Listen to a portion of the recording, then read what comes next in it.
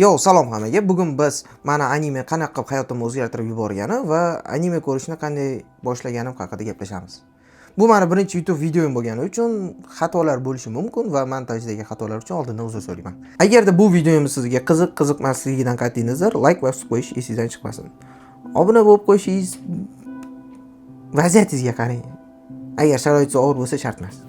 Eng avvalo men kimman? Men Temurboyev Davron Doniyor o'g'li. 2005-yilda tug'ilganman, Zangiot tumanida va bla gaplar. Hozir soat tungi 12:26. Men YouTube video ochdim 5 daqiqa avval. Hozirda 4 ta obunachim bor. Xudo xolasa shu videoni sizlar ko'rasizlar. Men anime ko'rishni qanday boshladim? Birinchi bo'lib, men endi sensorli telefon ishlatishni boshlagan paytlarimda Telegram kanalda admin bo'lib ishlardim. Ayriliq azobi degan Telegram kanalda. Va u kanalda 2000 tacha obunachisi bor-da. O'sha yerda bitta qiz bilan tanishdim va ismi Nilufar ismida-da. Chunki jiyanim ismiga o'xshaydi. U qiz BTS muxlisi, BTS bashara bolalar o'ynagan kinolarni ko'radigan qiz edi. Shunga u payt mentalitet umuman boshqacha. 2020-yil karantin payti kim anaqa qiladi, BTS yoqtiradi, kim anime ko'radi. Shunaqa payt edi-da. Keyin anime ko'ring dedi u qiz menga. Men yo'q. Uncha qiziqmadim boshida. Sening isming animasini tashlab berdi. Va qanchadir vaqt o'tgandan keyin, bir haftalar o'tgandan keyin ko'rish boshladim. 3 kun bo'lib ko'rdim. Ya'ni boshini azgincha, oxirini azgincha, o'rtasini azgincha, keyin oxirini kechib payt ko'rdim va tugatdim. Bam! Meni hissiyotlarim nima desa bo'ladi? Yurak bor-ku, xuddi birinchi bo'lsa qanaqa bo'ladi? Xuddi shunaqa. Darajada tuk va animeni qaytadan ko'rib chiqdim. Undan keyin tushunishni boshladim sening isming animasini. Bo'lib bitta ko'rdim va animeni boshdan oxirigacha bitta o'tirishda bitta ko'rib tugatdim. U qizga yozdim. Hissiyotlarimni hammasini голосовой qildim. U payt klaviatura ishlashni uncha yaxshi bilmasdim telefonda. Keyin nima bo'ldi? U qiz menga atvet yozmay qo'ydi. 2 kun atvet yozmadi. O'zi kam yozishardik. Chunki men gol sashiyman, u eshitolmaydi. Yozishga erinaman, yozishni eplolmayman. Короче, yo'q u qiz. Keyin может u qiz meni topib qolar degan ma'noda Instagram kanal ochdim. To'g'risi u qiz menga ruscha anime videolarini, editlarini tashirdi. Men o'shanaqa editlarni topdim-da Instagramdan. Unga ovozlashtirib tashladim, ya'ni Jujutsu Kaisen, Demon Slayer'ni bo'li-bo'licha videolarga ovozlashtirardim. Editlar o'rtasida azgina gapirgan joylariga dublyaj qilib Instagramga qo'yardim. Kanalimning nomi Uzubu dublyaj hazillar edi. O'shanda 15000 tagacha obunachi to'pladim, u qizni topolmadim. Keyin bir eshitdim, qaysidir fandapda ovoz berib yurishini eshitdim. Men vau! Men sevgan qiz animega ovoz beradi. Men ham ovoz berish boshlaganman. Bir-biriga mos juftlik. Keyin nima bo'ldi? Yo'q, topolmadim qaraychi o'sha qizni. Va bora yo'q salom akkauntini ochdim, ya'ni balkim editimdan topib menga yozmasa, yuzim ko'rsatib post qo'ysam balkim tanir. 2022 yoki 23-yil yo'q salom akkauntini ochdim. Ya'ni siz taniydigan yo'q salom akkauntini. Har balo qo'ydim. Reykka chiqish maqsadda har balo. Nima xayolimga kelsa o'shani qo'ydim. Va 2 oy ichida 20 ming obunachi to'plaganman. Bam! Men 2023-yilgacha qay darajaga yetib keldim?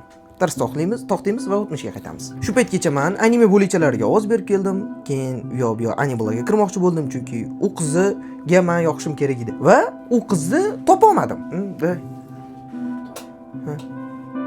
Ya chiroq edimi? Juda ham qiyin bu.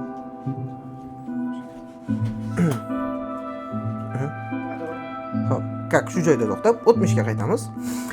Men 2023-yilgacha nimalar qildim? Edit videolarga ovoz berib yurdim, Anibalaga akademiyasiga topshirdim. 3 marotaba Anibala akademiyasiga topshirdim.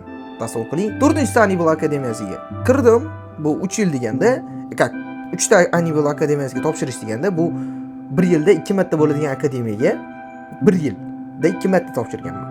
Va 2-yil ham 2 marta topshirganman. O'shandan 3 ta yutqizganman. 2 yil fandapda ovoz berib yurish, tasavvur qiling siz. Ungacha men nechta animelarga ovoz bermadim. Va bam! Anibalaga akademiyasidan o'tdim. U yoqqa o'qishga kirdim va professional dublyaj studiyasiga ana Black Angel tufayli hozir ko'rinish kerak, basharasi, xunuk basharasi, shohi. Xo'p, u orqali professional dublyaj studiyasiga kirdim. Ustozlar bilan tanishdim va Anibalada emas, professional dublyaj studiyasida ishlayman, o'qiyman deb kirdim. Aynan u qizi deb emas, animeni deb desa bo'ladi. Chunki anime hayot mazmuni bo'lib qoldi уже menda. U qizni o'rni deyarli yo'qoldi. Men shu sentyabr-oktyabr oyida 20 mingta obunachiga ega bo'lganimdan keyin orqaga qarasam, bu qiz uchun harakat qilish menga невыгодно. Menda hamma narsa bor. Deyarli hamma narsa bor. O'zim yoqtirgan ish, yoqtirgan animem, uni ko'rishga sharoit,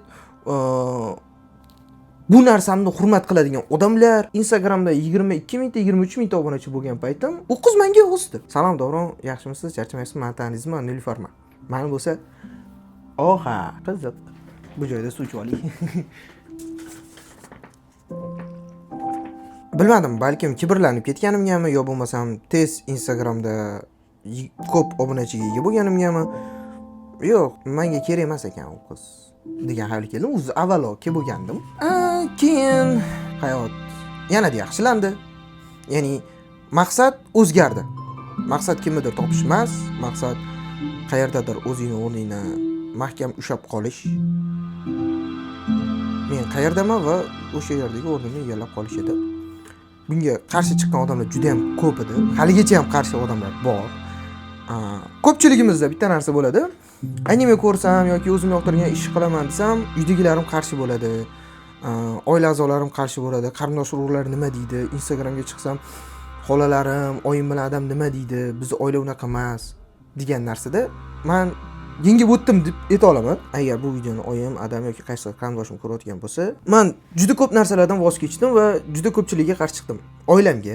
Men qarshi chiqdim, haligacha qarshi chiqaman. Nega? Chunki meni o'zim o'rnim va fikrim bor. 50 yil ichida tirik qolsam-da, 70 yoshimga to'lgan paytim 70 ga qarab, "Ha, o'shanda yaxshi qilman" deydigan darajamga chiqish uchun o'zim harakat qilishim kerak. Agar oyim bilan adamni gapiga kirib ishlasam yoki ular aytgan xohishlari bo'yicha o'zim maqsadlarimdan voz kechsam, erta 70 yoshimda bekor oyim bilan adam gapiga quloq solmanda demayman. Muhimi shu. To'g'ri, bu qaysidir kinodagi gaplarga o'xshaydi. Bu meni fikrim. Shunday qilib, men anime tufayli oddiy narsalarga erishmadim. Men juda ko'p narsalarga erishdim deya olaman. Juda ko'p. Bitta misol keltiraymi? Men bu kiygan kiyimimni Instagramda ham muxlislar olib bergan. Bunga ham 1,5 yil, 2 yil bo'ldi. Kirib o'tgan bo'lsa ham. Men buni rostini aytaman, Dina degan qiz sovg'a qilgan. Keyingi video qilib chiqamiz, balkim sevgan qizlarim haqida deb. Buni ismi nima ekan? Yulduz sovg'a qilgan yil boshida. Mana buni ham menga sovg'a qilishgan. Yo'q salom akkauntiga reklama berish uchun. Makimni o'zim topganman. Men Sasuke o'yinchog'ini ham menga sovg'a qilishgan. Orqadagi chiroqni ham, juda ko'p narsalarni sovg'a evazida qabul qilganman. Berishganman, qabul qilganman. Sizga sovg'a bermoqchiman. Da. Rahmat. Qizlar narsa ko'rsataman. Katana! Buni ham sovg'a qilishgan menga. Xudo xolasa, mana shu YouTube akkauntimni rivojlanishi uchun mana shu katanani sal men bilan kirib olgan bo'lsa ham tozalab sovg'a qo'yaman. Obunachilarga, chunki bitta obunachiga gift konkurs qilib berishimiz kerak edi. U aytgan, "Yo'q, o'zingiz olib qolavering yoki keyingi giftda kimgadir beraverasiz" dedi. Qarasam, gift невыгодно bo'lib qoldi va shu bilan mendan qolib ketdi. Menga rostini aytsam bu kerak emas. To'xtanglar. Bitta narsa qilsaychi.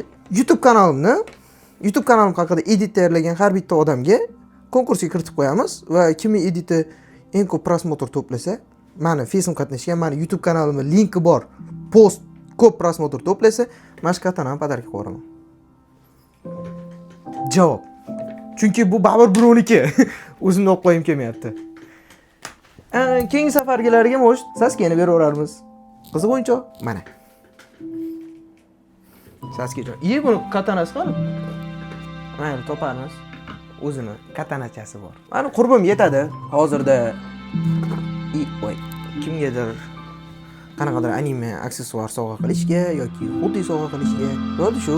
Hayot hozircha yaxshi pul topganman. Dublajdan bo'lmasa ham, yo'q salom akkauntdan bo'lmasa ham kuzatishadi. Onda-sonda. "Yo'q salom! Muxlisizman" degan gaplar bo'lib turadi. Bu meni anime hayotimni o'zgartirganlik haqida hikoyam edi. Balkim qiziqdir, qiziqmasdir, baribir obuna bo'lib qo'ying. Rahmat.